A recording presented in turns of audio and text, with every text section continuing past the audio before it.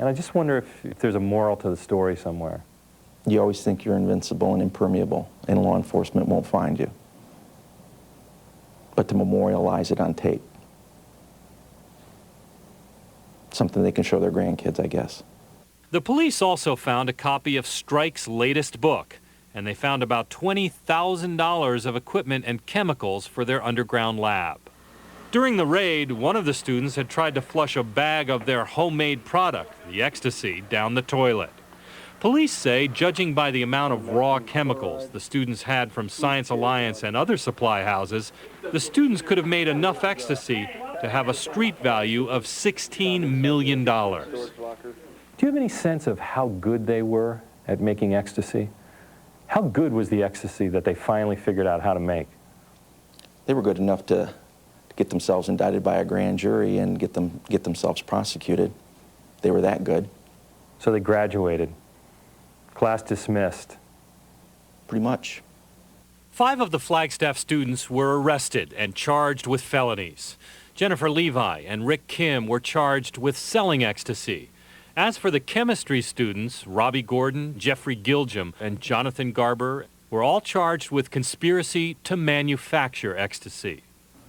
All of which asks the obvious question: why isn't Strike, Hobart Hewson, in jail? Somebody like Strike can go on the internet and he can tell you how to make this drug, how to order the chemicals, and how to avoid law enforcement. And there's nothing illegal just about giving that advice. Correct.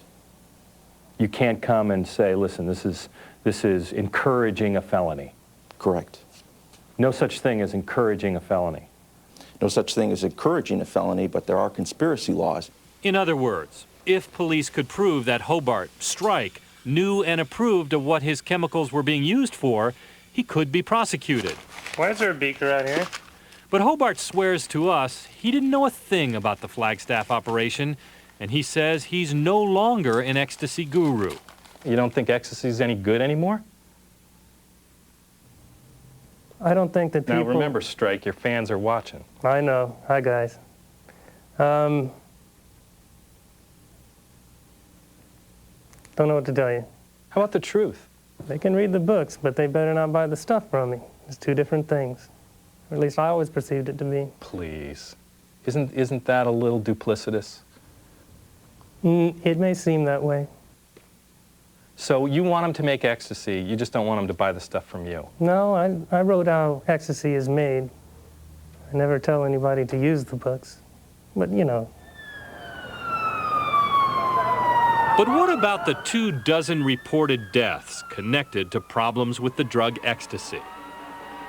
I'm a scientist, and I've read the literature. And, of course, ecstasy isn't killing people the way the government says.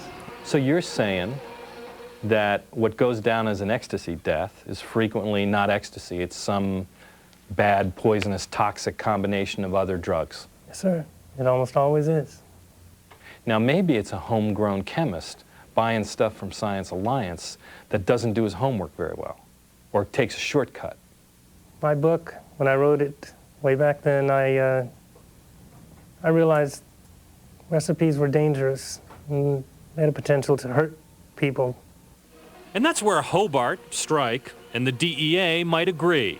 Becoming an amateur ecstasy maker or buying drugs from one can be a game of Russian roulette. Sounds risky.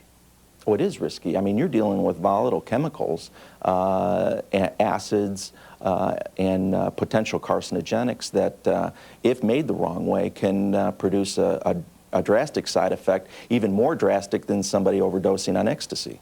You've written 3 books, for goodness sakes. You've figured out chemistry on your own. You've got a powerful brain. You think this is the best use of your brain power? I think it has been good, yes. But perhaps the greatest irony of all is the reason Hewson thinks Strike's ecstasy life has been a good thing. He has 2 sisters he wanted to go to college. Well, as a felon, you can't get an apartment, and you can't get a job. And it was the best way I thought to get income. And put my sisters through college, it did.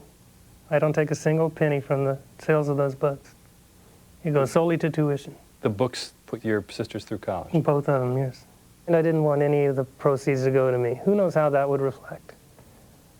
So I allowed it to be used for something tangible, or intangible, like a college education.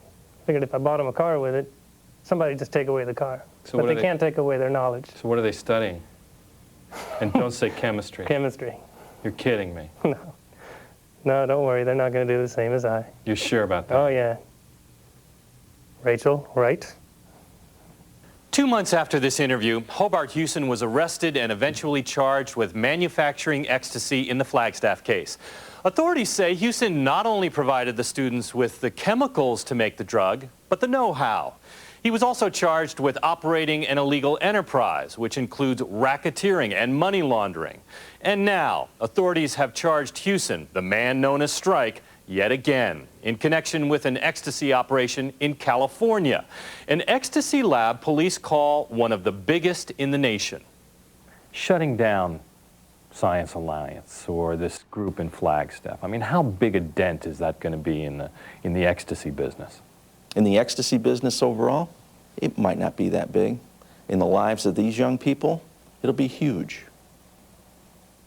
Like all controlled substances, ecstasy is considered a dangerous drug. The federal government says ecstasy can cause serious psychological and physical damage, including depression, memory loss, seizures, and heart problems. You can find out more about ecstasy and other illegal drugs by visiting our website. The address is dateline.msnbc.com.